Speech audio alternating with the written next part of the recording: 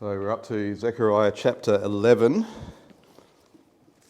Shorter passage tonight, but we'll balance that out because next week we'll do a whole 3 chapters to finish off the book. Would someone like to read for us, please? Verses 4 down to the end of the chapter, verse 17.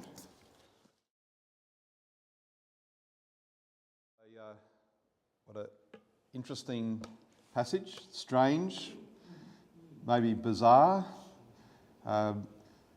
It's been said that some people have said that the book of Zechariah is one of the hardest books in the Bible to understand, and they say that Zechariah chapter 11 is one of the hardest chapters of Zechariah to understand.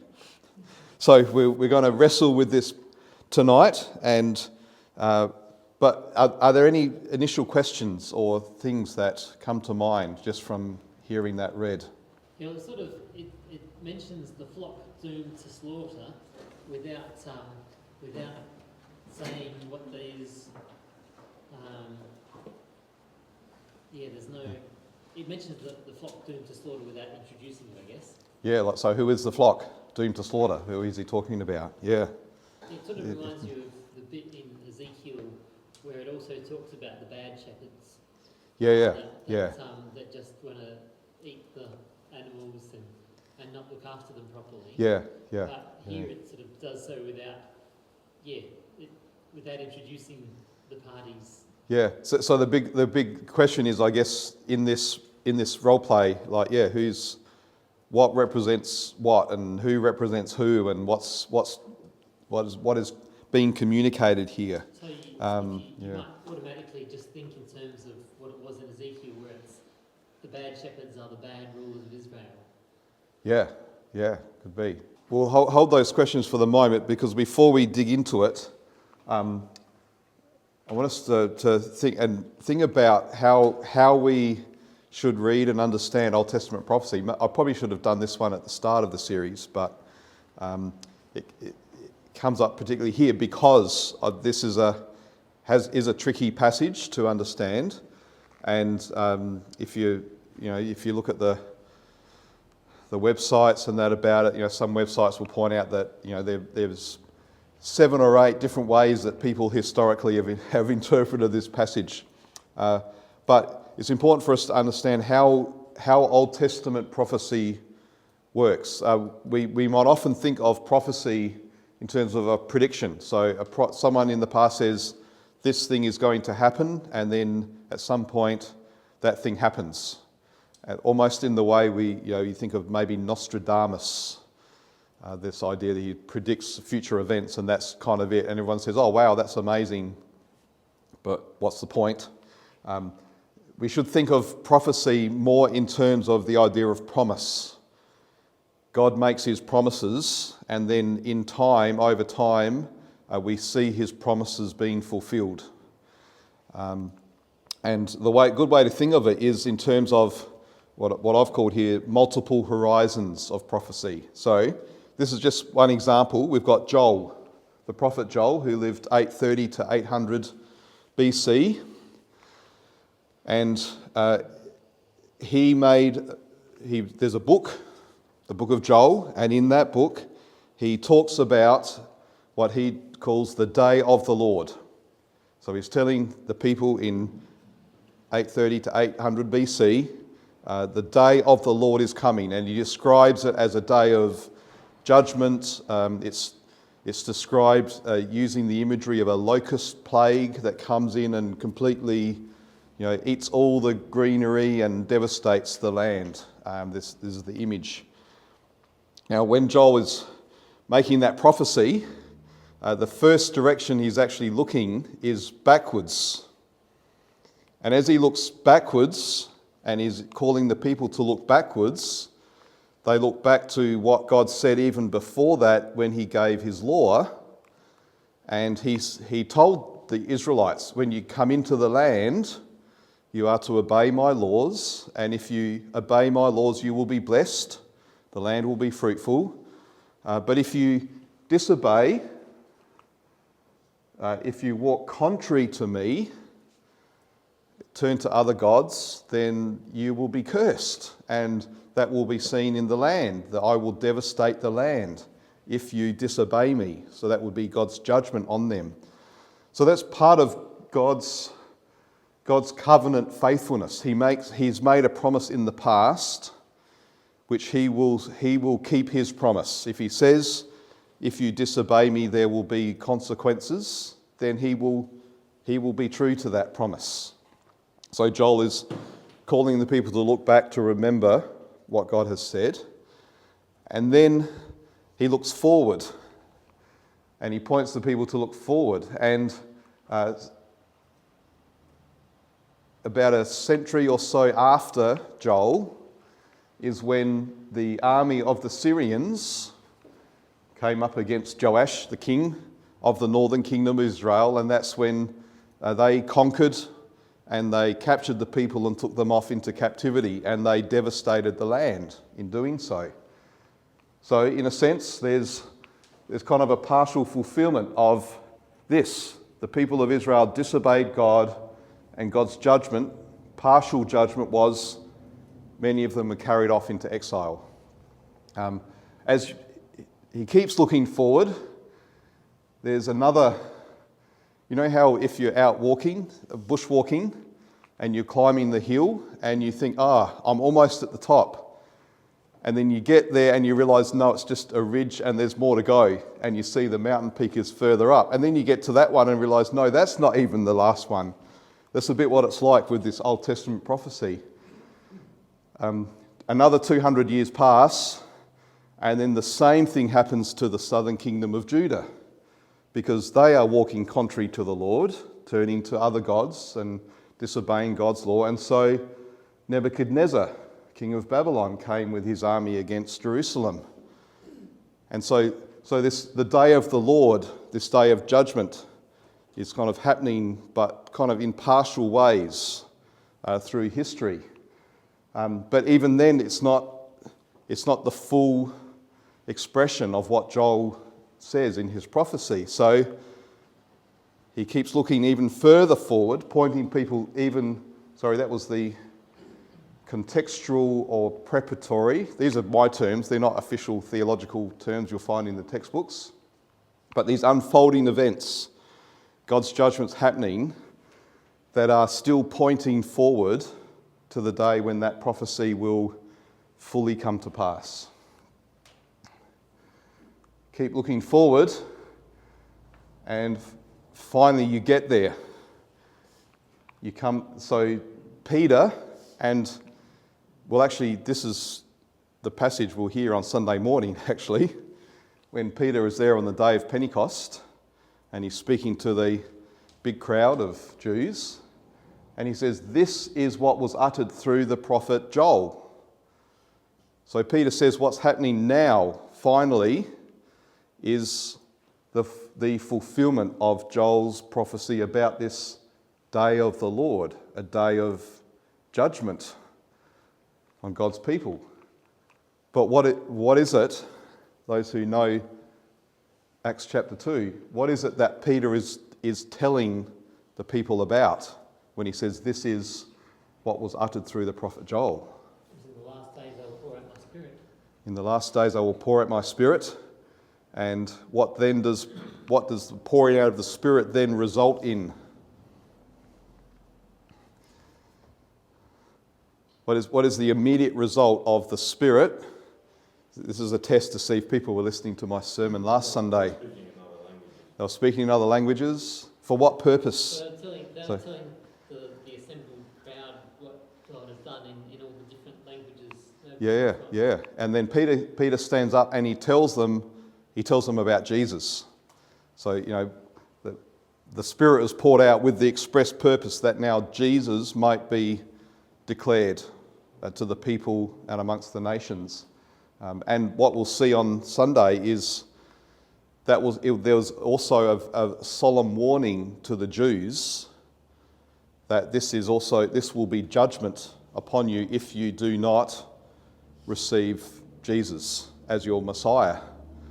So this is like the day of judgment for Israel, because Jesus has come And in fact, what we see is the promise here: if you walk contrary to me, I'll devastate the land, my judgment will come. And all the way through we see God's people are constantly breaking the covenant. They're constantly incurring God's wrath upon them, and they deserve to be completely wiped out and devastated. But then Jesus comes and he steps into that place of judgment, and he kind of takes this place. He takes the punishment deserved upon himself on behalf of the people. So at that point then the Jews have to see, okay, this is the day of the Lord, the day of God's judgment. But God is so gracious that he sent Jesus, and if we put our faith in him, then that judgment that we deserve is turned away from us because it's been put on Jesus. And then it keeps pointing even further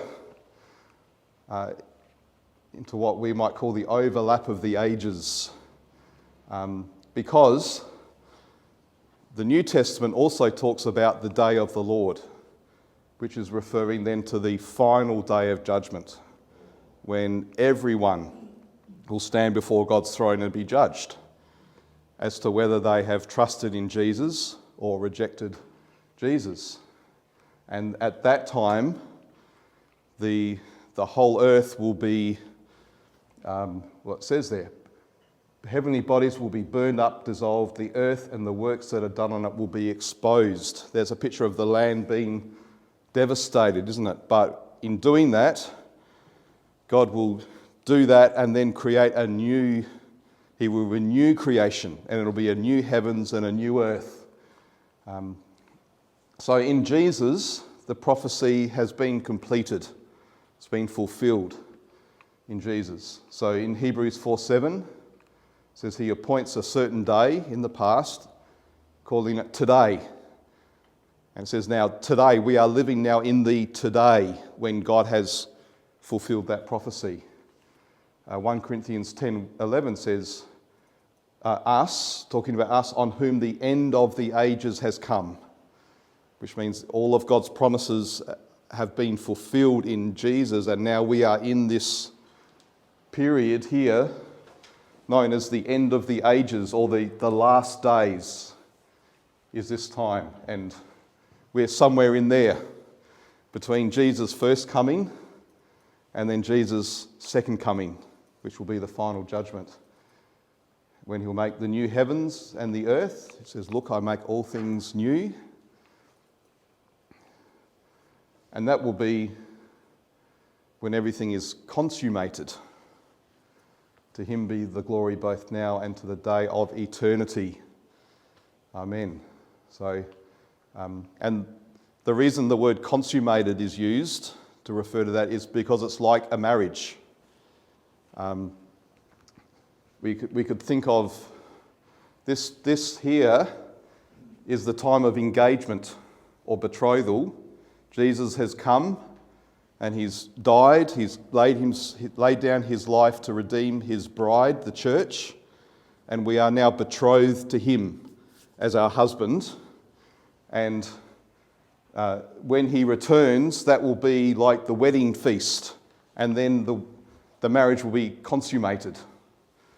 And we know in human marriage that means you have your wedding, and then the couple go off, and their first night together, the marriage is consummated. That's the language we use, and that's a picture of Christ, who's fulfilled all of God's promises, and we're waiting for the day when we see him again and we're with him again. So that's kind of a framework for when you read Old Testament prophecies. We think, okay, we will see in the immediate setting or in the near future of the prophet, we'll see events that say, okay, the prophet was referring to these events, but they're only partial. Ultimately, the prophet is speaking about Jesus, where they're completed. Does that all make sense? So with that all in mind, let's come back to Zechariah. This second half of Zechariah, if we think about how it kind of fits into that. So we've got, last week was the first oracle about the king. This week we'll look at the role play of the shepherd. Next week will be the second oracle of the king. So kind of 3 sections in this part of Zechariah. And if we think of it historically, if you remember last week, we saw that what was talked about in 9 and 10 seemed to correspond with what happened 200 years later when Alexander the Great came in and conquered the region and basically took it over from the Persians.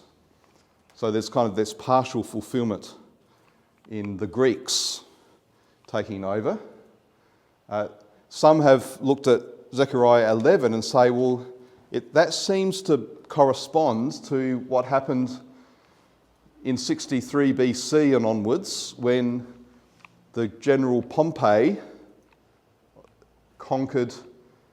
took the territory from the Greeks on behalf of Rome in 63 BC. And some have said, well, that's the foolish shepherd that's mentioned at the end of that chapter 11 could be a reference to when Rome in 40 BC appointed Herod as the king of Judea. And they made him, even though he wasn't actually a Jew, he was declared king of the Jews by Rome, and it was his, really get this right, his son. It was his son? Or no, there was a number of different Herods. Yeah, I always lose track of how many Herods there were. It was either his son or his grandson who was king at the time that Jesus was crucified. Which and there was an earlier Herod when Jesus was born. Yes. So, and I can't remember if that was when Jesus was born, whether that was Herod the Great who was put in at 40 BC. Anyway, it doesn't matter. There was a dynasty of Herods. And some think, okay, that kind of sounds like this foolish shepherd who's been placed in authority over Israel who doesn't actually care for the sheep. He's just like a puppet king of the Romans. And then if we think in that historical line, then 12 to 14 seem to be then describing what happened when the church began and when Jerusalem was destroyed, and it's describing the rule and the reign of Jesus and his kingdom, which was established. So that's kind of a way we can look at it in that kind of historical timeline thinking. But we also think, well, okay, but it's pointing forward to Jesus. It's always pointing forward to Jesus. So in these 3 chapters, these 3 sections, what we also can see is, in the first section, the Messiah is received. That's where the passage, your king comes to you humble, riding on a donkey. So the king has come to dwell amongst his people in Jerusalem. We'll get there. The passage we're looking at tonight is about the Messiah being betrayed and rejected. And then the third section is about the Messiah being raised and reigning. So you see this historical outworking of the prophecy, but there's also you could say like a theological or in the way that all of this is pointing us forward all the time to Jesus. All right, let's think of the context of Zechariah 11, and particularly this language of shepherds. So it was pointed out, it reminds us of other places in the Bible that talk about shepherds. Back in 10 verse 3, we see the people called shepherds, who we saw were most likely the Persian appointed rulers and governors over Judah. So whether they were actually Jews themselves or Persians who were actually brought in to keep control. And remember, they were described as being male goats. So they look like sheep, but they're actually not actually from the flock. So these were the shepherds over Israel, but they weren't actually true shepherds. Then in 11 verse 3, we see that term come up again in reference to the leaders of Lebanon, Tyre and Sidon and Goshen. So Lebanon in the north, we're hearing about Lebanon in the news at the moment, aren't we? And Tyre and Sidon, which is to the east, which is modern-day Syria at the moment, Goshen. Originally the half-tribe of Manasseh, but once the Assyrians invaded, basically it was an Assyrian territory at that time. But again, there's that. So the language of shepherds is referring to someone who's a leader, whether it's a king or a governor or a ruler, someone who is supposed to lead and supposed to protect and care for the people under their care. So even with the rebuilding of the temple and soon the coming rebuilding of Jerusalem, Judah and Israel, God's people, they're still under the control of these shepherds. And the shepherds don't care for the flock. They're only interested in keeping the territory for the great empire of Persia, or whatever empire is in charge at the time. So they're shepherds, but they're more like traders who just go and buy sheep so that they can sell them or send them to the abattoir and make money out of it. They're not interested in the sheep themselves. And in that situation, the Jewish leaders, they either have to comply with these foreign powers or they lose their lives. So they're in this terrible place where what do we do? Do we just go along with our foreign oppressors? Do we rebel? How do we cope with this? And so Zechariah is told to go out and do this role play in a way that people can see what you're doing, and as you're acting this thing out, that will be the message that you'll be giving.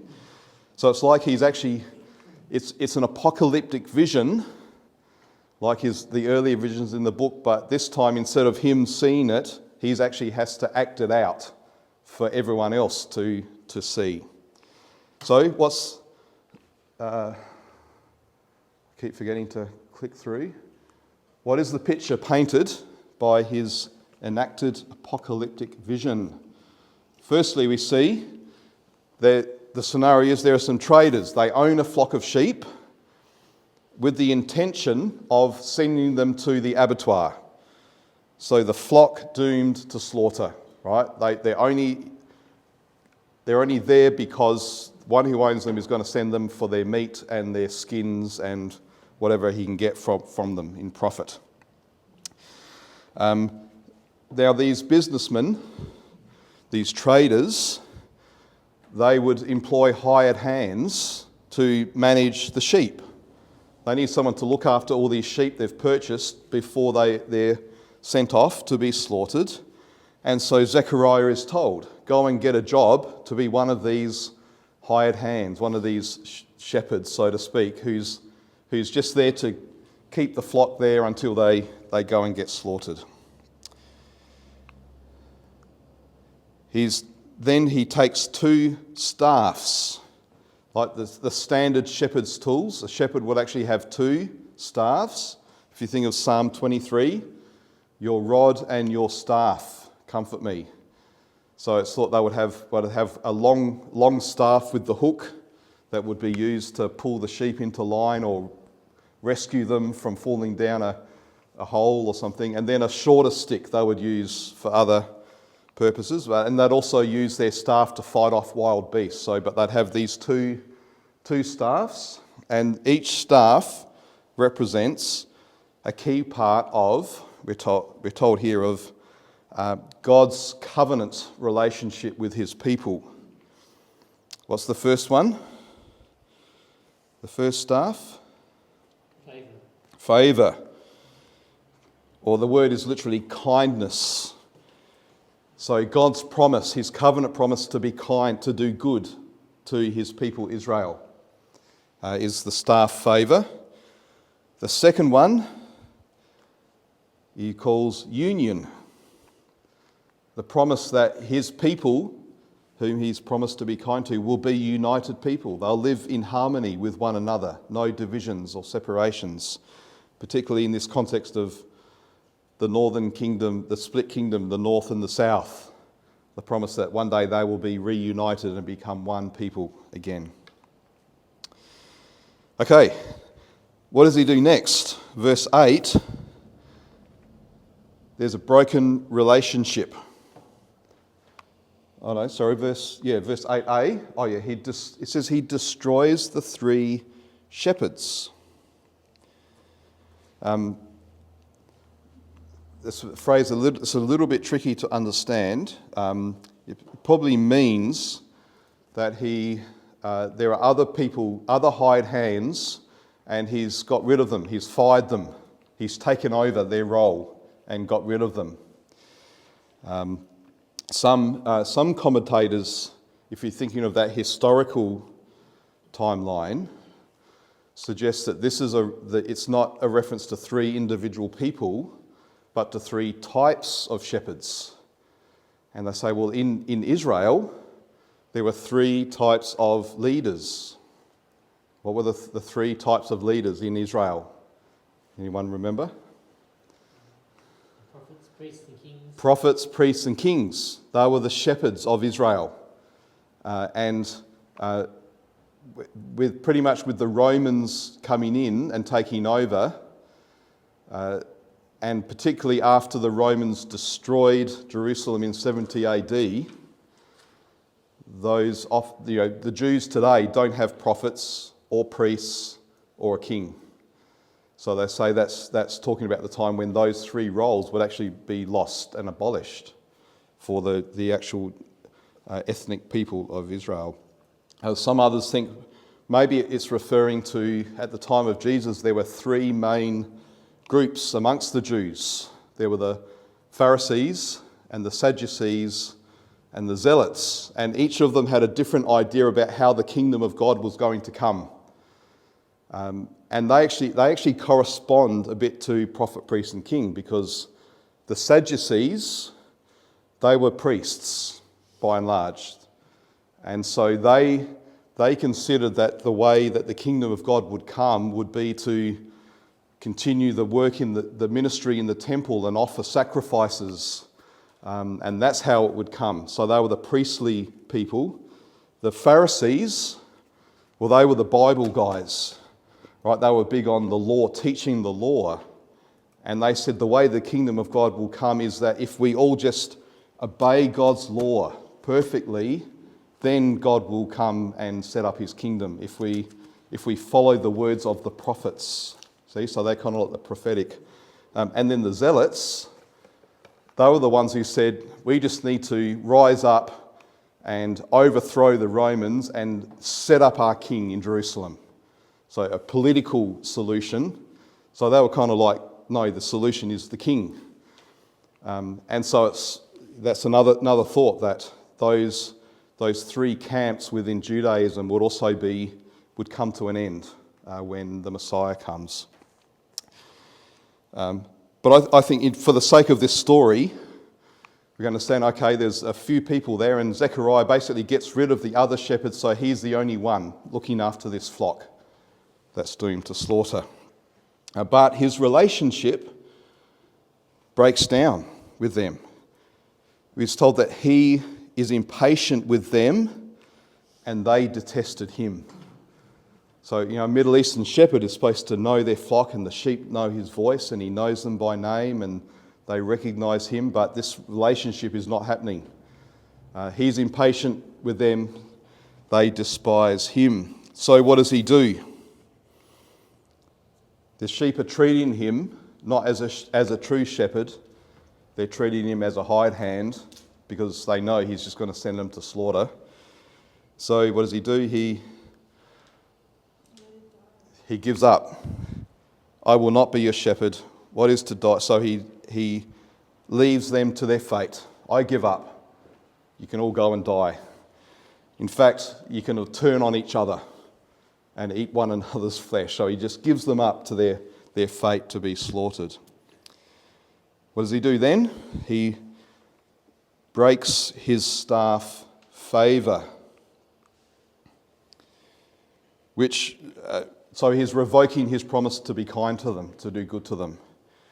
And he does this in the sight of his employers so they know he's resigned.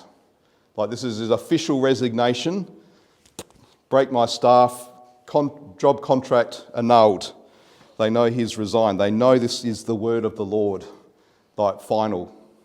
Not working for you anymore. Then he says to them, give me my wages. What do they pay him? 30 pieces of silver. It's not a small amount of money, but it's the amount that was required in the law. If you have a slave and your slave is injured by someone else's animal, or so they can no longer work for you, the compensation would be 30 pieces of silver. So 30 pieces of silver was considered the price of a slave. It was actually a demeaning thing to say, I'll pay you 30 pieces of silver. It's saying you are worth no more than just a slave. And so there's that irony. The irony in verse 13. He says, the lordly price at which they valued me. He's been ironic. They didn't value me at all. They treated me like a slave. Then he's told, this is where it gets quite strange, throw it to the potter. Throw the money to the potter. So he throws them into the house of the Lord to the potter. Which again sounds a bit strange, but it probably indicates that the potter that's meant is the person who's responsible for making the vessels that were used in the temple. Remember, the temple's been built at this time, and so the builders were there building the structure, but they also had to make all of the utensils to be used in the temple, and so there was probably a potter on site or next door to the temple making the various vessels that would be used by the priests and Levites in the temple. So he throws his money into the house of the Lord to go to the potter. And so the money goes to the potter via the priests. He gives it to the priests to pay the potter. I think it's like he's saying, this has all been a whole waste of time. You know, okay, you've paid me your wages, but I don't even want that. I'm just going to get rid of the money. He considers it's a waste of time. The pay is an insult to him, so I'll just give it to the potter. And then, what does he do next? He breaks the second staff union. So he's completely annulled the covenant promises. He's revoked his promise to be kind to them. Now he revokes his promise to keep them united. So the flock is now divided and they're doomed. And they're abandoned, completely left. But then, verse 15, he's told, take up your old job, but this time as a foolish shepherd, just like the hired hands that he'd fired. So, it's like you've tried to be the shepherd, you've done your best, it hasn't worked out, so you've abandoned them, and now you just come as a hired hand and just do the job of sending the sheep off to the slaughter, just like all the other hired hands. Okay. So there's the play enacted. Maybe we should get the Sunday school kids to enact that play for us in church one time and ask them what does it mean? That's the big question. What does this all mean? I think what's happening here is that Zechariah is acting out a what-if scenario.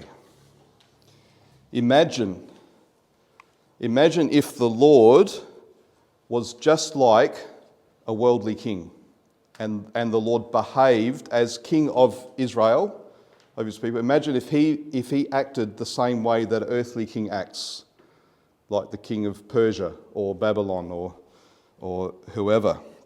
What if he were to treat his people in the same way that earthly kings operate?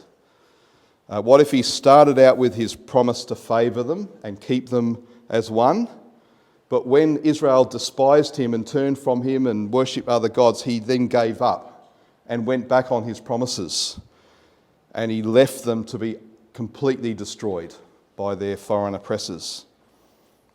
and that he actually then worked actively for their destruction. If that was what the Lord did, then what would we say about God? The God who makes promises but then doesn't keep them and actually does the opposite. We might say, well, he's worthless. He's only worth 30 pieces of silver, isn't he? And so verse 17 is like a statement about this shepherd that's just been portrayed. What kind of shepherd would this be? That'd be a worthless shepherd who's only worthy himself of being destroyed. Imagine if that was the way that God treated his people. It's kind of the scenario. And the fact that it's sandwiched between these two oracles about God saving and being faithful and dwelling amongst his people kind of highlights that. Do you think God is going to keep his promise? Well, imagine if he wasn't God, if he wasn't good, if he wasn't a covenant God who kept his promises. Imagine if he treated you the way that earthly kings treat you. And the point of this all is saying the Lord is nothing like that description. Don't think that this is the way the Lord is going to treat you, because he's not like an earthly king. He is going to be faithful. He's not going to break his staff, his promises. He's not going to let you be divided or sent to the slaughter. He's going to be a true shepherd where all the earthly shepherds have failed.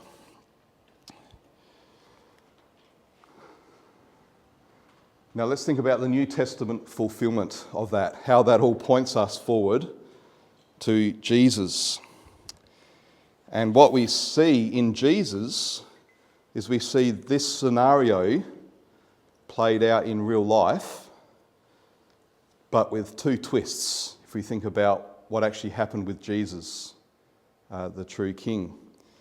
Let's go to John 10 and read verses 1 to 15. Most assuredly, I say to you, he who does not enter the sheepfold by the door, but climbs up some other way, the same is a thief and a robber. But he who enters by the door is the shepherd of the sheep.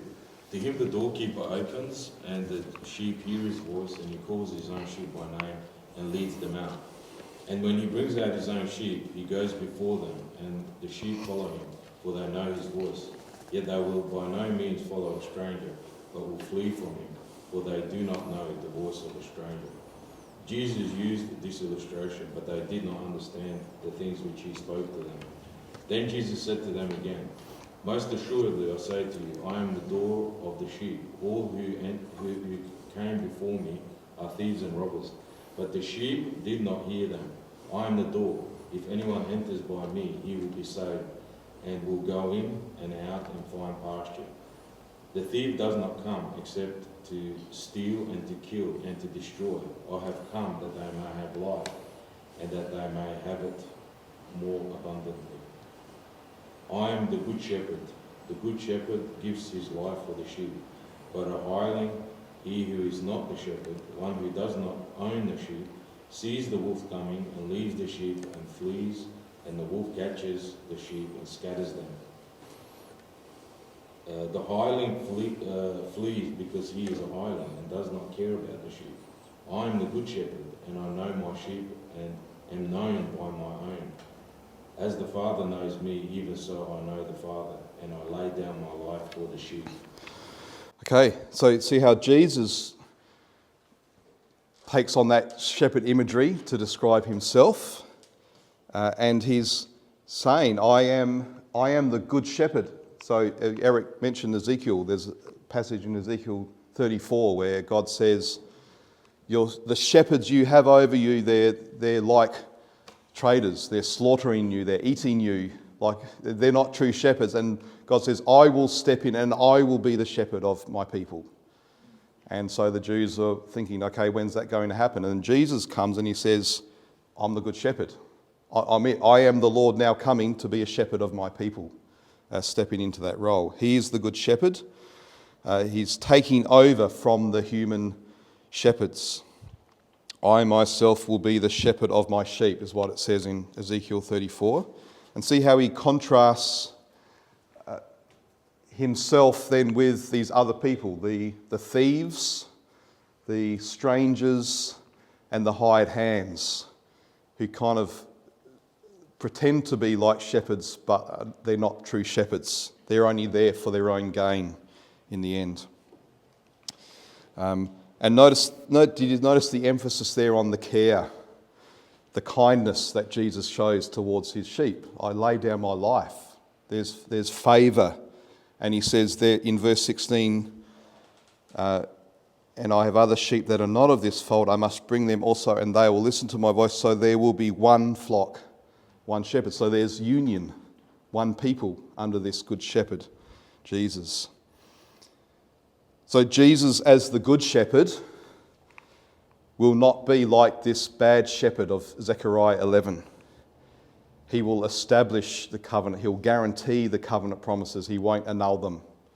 He is God's guarantee that, yes, I have kept my promises to my people.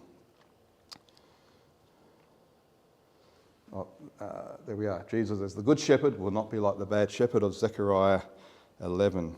Jesus says, I am the good shepherd. I am not like this bad shepherd, this caricature of God that some people might have of God, that God is just like a worldly king who doesn't keep his promises and abandons his people to be slaughtered.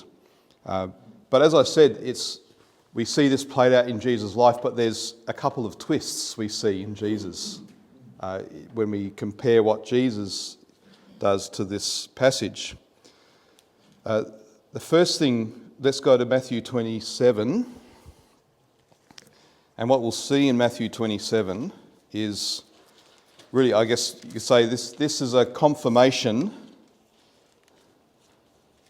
that Zechariah 11 is pointing us to Jesus, is foreshadowing Jesus. And you'll spot that when we read it. So can someone read Matthew 27, 1 to 10? Now, do you see the connections with Zechariah 11? What jumps out as what we saw in Zechariah 11? Well, the 30 pieces of silver jumps out. 30 pieces of silver. So Judas was paid 30 pieces of silver by the Jewish leaders to betray Jesus to them. So that was the price the payment he received for betraying Jesus. Yep. What are the other connections there? Yeah, so the money is used to purchase the potter's field, which becomes a burial place for strangers. Maybe that means maybe foreigners, or maybe someone who's unknown, doesn't have a family to bury them, and so they're buried in the potter's field. Yep. And we see Judas actually throws the 30 pieces of silver into the temple. So Judas seems to be actually acting out what Jeremiah acted out by receiving 30 pieces of silver from these bad shepherds, who are acting like traders, and then quits his job and throws the money into the temple for the potter. And Matthew tells us this is in fulfillment of this passage. Notice he says the prophet Jeremiah. The reason for that is because in the Hebrew Bible, often all of the prophetic books were put together in one, maybe even one big scroll. And the first, in the Hebrew Bible, the Jewish Bible, the first prophet in all of the prophets was the prophet Jeremiah. And often they would call a scroll by the first book. So when Matthew says the prophet Jeremiah, he's actually referring to the prophets, right? As the prophets said, in the scroll of the prophets, which began with Jeremiah and included Zechariah in that scroll, this passage. But Matthew tells us it's a fulfillment of that. So here's the first twist in this. Jesus has come and he said, I am not going to be the shepherd of Zechariah 11. I am going to be the good shepherd. And so he is committed to going, laying down his life for the sheep and being faithful to the Lord's covenant promise to his people. And that triggers Judas to say, I don't like what Jesus is doing, I'm going to betray him. And Judas steps into the role of the bad shepherd. When Judas betrays Jesus, like we can only guess really at Judas's motivation, what were his personal motives for wanting to betray Jesus. But if you're in a group and you have a leader, the rabbi, and you betray the leader of your group, what does that actually say about you? What are your ambitions, your desires, if the one that you choose to betray is the leader? It's almost like I want to take his place because I don't agree with his way of leading us. I want to get rid of him so I can then lead and take everything in the direction I want. His betrayal really was an attempt to usurp. So he's stepping into that role, but then he's a bad shepherd. He's like the hired hand, and so he betrays Jesus. And so without realising, he actually literally enacts this bad shepherd that's portrayed in Zechariah 11. So his wages, his 30 pieces of silver, that was the value that the chief priests placed on what Judas was doing, just like a slave. He betrays Jesus, then he's filled with regret. He throws the money into the temple, but because it's blood money, the priests can't use. They say, we're not going to use the money for the temple because it's stained with the blood of Jesus and this betrayer. So they purchase the potter's field. And in Acts 1, we see that this was actually the place where Judas hanged himself. In Acts, it says that Judas bought the land and hanged himself on the land. And so we might think, hang on, that sounds like a bit of a contradiction because here it says the priests bought it. What most likely happened was the priests, this is blood money, they're trying to get rid of it. They bought the land, but they bought it in Judas's name so that they couldn't be implicated in what had happened. Right? So Judas would still be saying, he's the one who bought the field. So when Luke later is writing Acts and he's saying, who owns this block of land? It's in the name of Judas Iscariot. So that's why he says it was purchased by Judas in his name. So there's the first twist. Jesus refuses to be the bad shepherd of Zechariah 11, and Judas steps into that role as the betrayer. The second twist is that Jesus persists. He's the faithful good shepherd. He willingly goes, he lays down his life for the sheep. Jesus is still the faithful and good shepherd. He doesn't deserve to have that curse that was given at the end of Zechariah. That was a pronouncement on the curse of a curse upon this awful shepherd. Jesus should be blessed as the good shepherd, but what does he do? He lays down his life for the sheep. He actually suffers the fate of the bad shepherd. And that's the whole point of the cross. He is the faithful covenant keeper, but he comes under the judgment of the covenant breakers in their place and takes their punishment that they deserve. That's the whole point of the cross and propitiation. He doesn't deserve this curse, this punishment, but he takes it in the place of his people. He suffers the fate of the foolish shepherd.